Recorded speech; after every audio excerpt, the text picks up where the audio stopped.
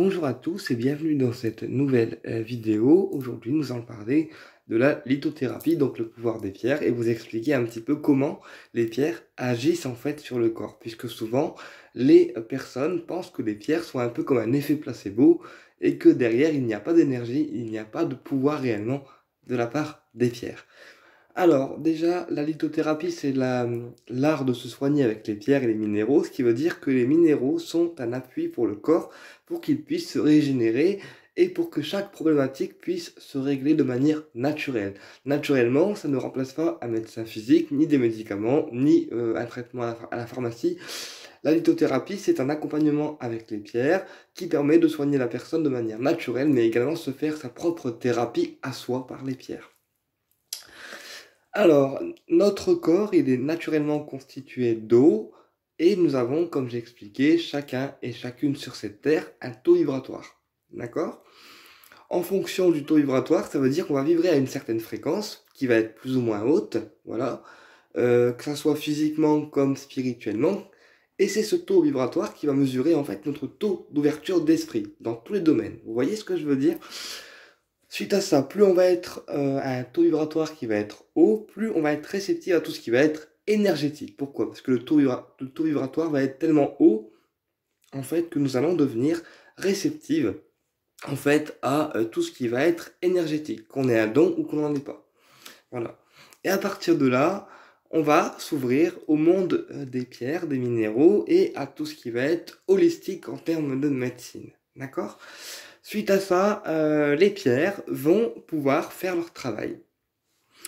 Alors, quand on porte une pierre sur soi, il y a une énergie qui se dégage de cette pierre. Ce n'est pas un effet placebo, ce n'est pas un truc New Age, il y a une réelle énergie qui se dégage de la pierre. D'accord? Naturellement, la pierre, elle a une couleur, donc elle peut être rouge, marron, orange, jaune, verte, bleu, etc. Et déjà, la couleur va donner une certaine tonalité à la pierre. C'est-à-dire que la couleur que la pierre va prendre va avoir une tonalité sur l'énergie que la pierre va dégager en une énergie vibratoire. D'accord? Par exemple, je prends un exemple. La couleur rouge va être une couleur qui va dominer, en fait. Ça va être une couleur dominante, une couleur qui va apporter du peps et de l'énergie. La couleur bleue, elle, va être une couleur de communication qui va ouvrir les personnes qui ont du mal à communiquer en public ou qui ont du mal à communiquer au niveau du langage, par exemple, à un langage plus soutenu, plus fluide et une communication qui lui soit plus limpide.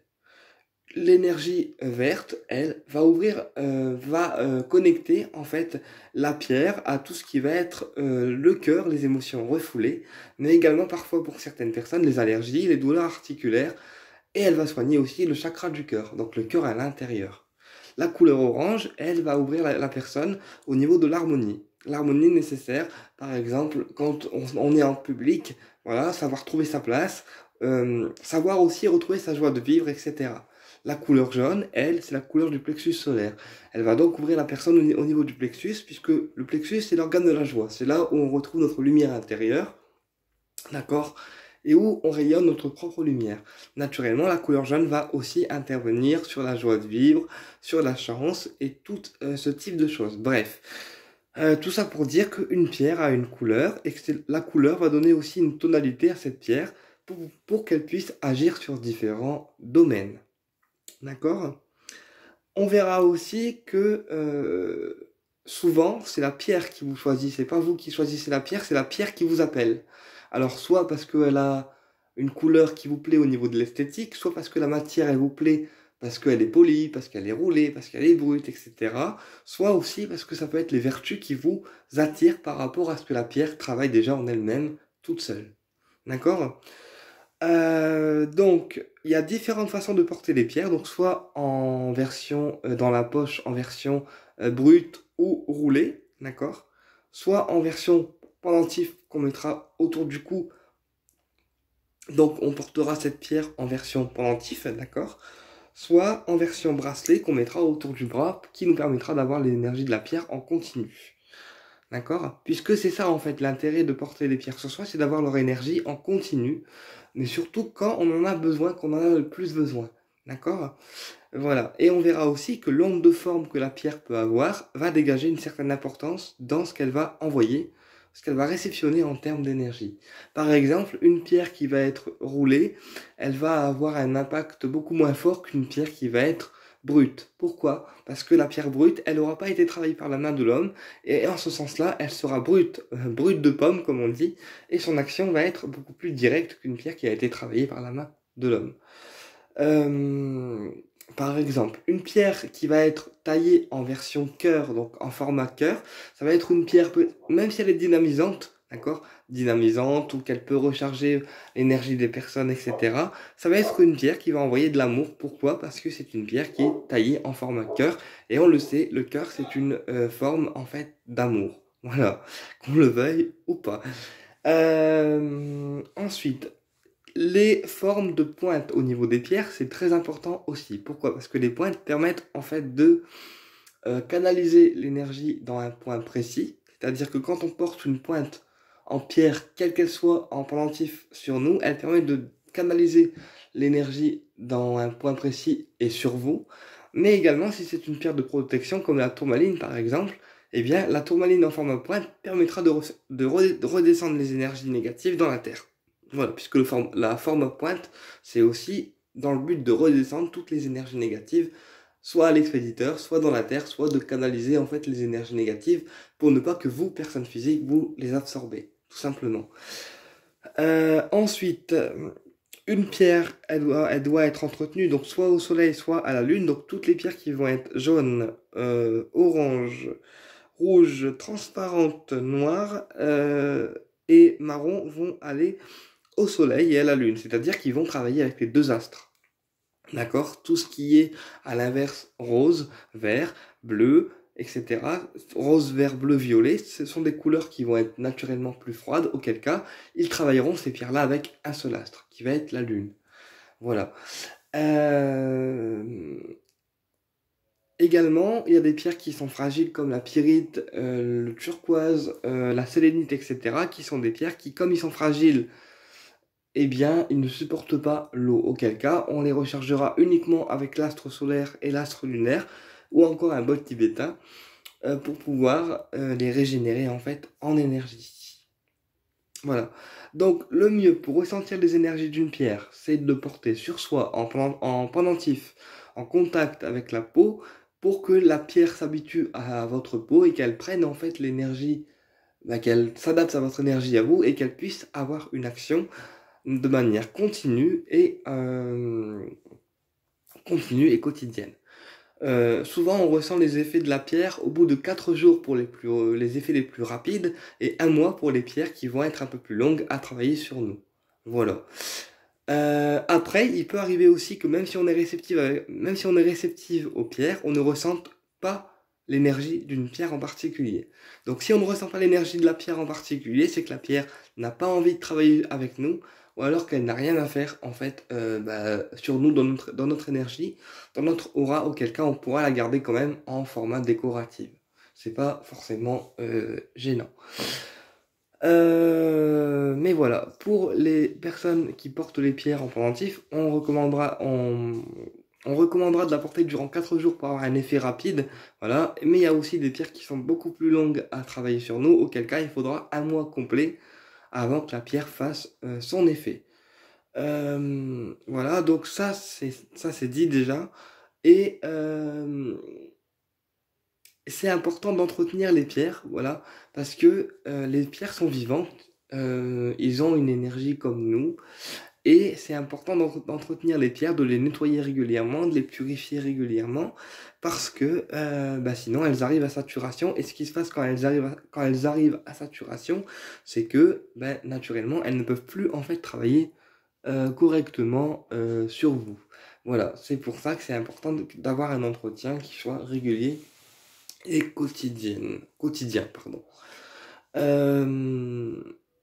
Donc, on peut avoir plusieurs pierres à la fois, donc plusieurs bracelets, plusieurs pierres brutes, etc. On peut porter plusieurs pierres à la fois, pas plus de 4 sur le corps, donc que ce soit pendentif ou en bracelet, parce qu'après, il faut pas non plus que les pierres soient confondues dans leur énergie et que ça fasse un chamboule tout au niveau de votre énergie à vous. Par exemple, là, moi, je porte uniquement 2 bracelets, une tourmaline et une cornaline. 2 pierres sont suffisants. Alors pourquoi j'associe la tourmaline à une pierre de couleur?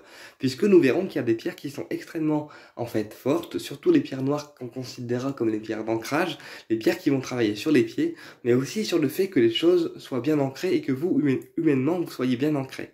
C'est pour ça que pour les personnes qui ont du mal à s'ancrer, qui sont toujours dans l'action, etc., c'est important de porter une pierre d'ancrage avec une pierre de couleur pour dire que le travail soit moins fort et plus supportable en fait pour vous en tant que personne. Après, si vraiment on ne supporte pas une pierre, eh bien tout simplement on ne travaille pas avec. On ne travaille pas avec et on peut par exemple la mettre uniquement dans l'environnemental comme une porte d'entrée, un buffet de salle ou autre. Voilà. Ensuite, les pierres transparentes comme le cristal de roche, la sélénite, etc. Eux, ce sont des pierres qui vont travailler sur le mental. Le cristal de roche, lui, il va décupler aussi la mémoire des personnes, d'accord, et débloquer tout ce que il nous bloque en fait dans l'énergétique. Donc le cristal de roche est une pierre qui rebooste en fait la personne quand elle est fatiguée, mais c'est également une pierre qui permet d'avoir un mental clair, net et précis. En ce sens-là, on permet avec le cristal de roche de se faire un nettoyage au niveau du mental. La sélénite, elle, c'est une pierre plus... Alors, elle ressemble au cristal de roche dans sa composition, dans sa couleur, mais c'est une pierre plus douce, plus calme. Elle permet de se tranquilliser, de se recharger, mais tout en se tranquillisant, tout en douceur. Voilà, et c'est une pierre qui permet également de se drainer de tout ce qui peut être négatif pour nous ou influence extérieure complètement négative. Voilà, la sélénite, c'est une pierre qui permet de nous dépolluer des entités, par exemple, déjà. C'est une pierre qui permet d'écarter les influences extérieures négatives, mais c'est aussi une pierre qui permet d'apaiser aussi tout ce qui est angoisse, tout ce qui est stress et tout ce qui est anxiété. Donc chaque pierre travaille sur un organe, un ou plusieurs organes différents. Par exemple, tout ce qui est rouge, ça va travailler sur le ventre. Tout ce qui est marron, ça va travailler l'ancrage. Tout ce qui est noir, ça va travailler l'ancrage et la protection. Tout ce qui est jaune, ça va travailler le plexus solaire, la confiance en soi. Tout ce qui est bleu, ça va travailler la gorge. Euh, Ça va travailler aussi la relaxation, enfin plein de choses en fait complètement différentes. Euh, donc voilà, les pierres c'est pas un effet placebo, les pierres ont vraiment une réelle en fait, une réelle vertu, voilà une réelle vertu. Et alors moi je vous recommande déjà quand on travaille avec les pierres et qu'on en a plusieurs, c'est de mettre les pierres selon votre journée. Par exemple, si un jour on se lève et qu'on sent que ça va pas être une journée tip top parce que il y a des situations qui vont être stressantes, parce qu'il y a des choses qu'on va pas aimer, parce qu'il y a des gens qu'on côtoie mais qu'on n'aime pas trop, auquel cas on peut adapter les pierres et mettre uniquement des pierres de protection et une pierre d'harmonie, comme par exemple ici la cornaline qui va être une pierre de chance et une pierre qui permet de faire les choses pour soi.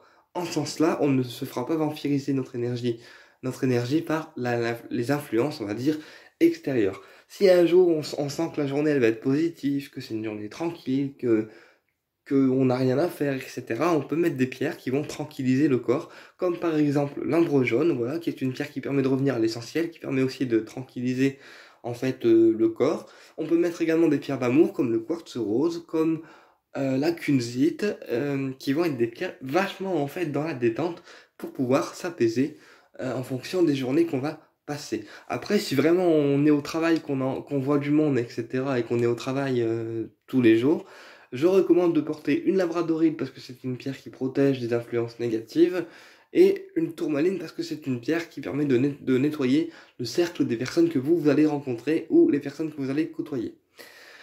Voilà, donc moi je procède comme ça. Quand on travaille avec les pierres, il faut mieux travailler avec les pierres en fonction des journées que l'on passe, voilà, et faire différentes associations de pierres, différentes associations de pierres pour renforcer la tonalité de la journée, de l'énergie de la journée, oui, qu'on a envie de donner. Quoi dire de plus au niveau des pierres? Alors après, on a différentes formes. On a les pointes qui permettent de redescendre les énergies négatives à la Terre et d'absorber les énergies pour pas que vous les absorbez. On a le format bâton qui sert au massage de dos et au massage des organes.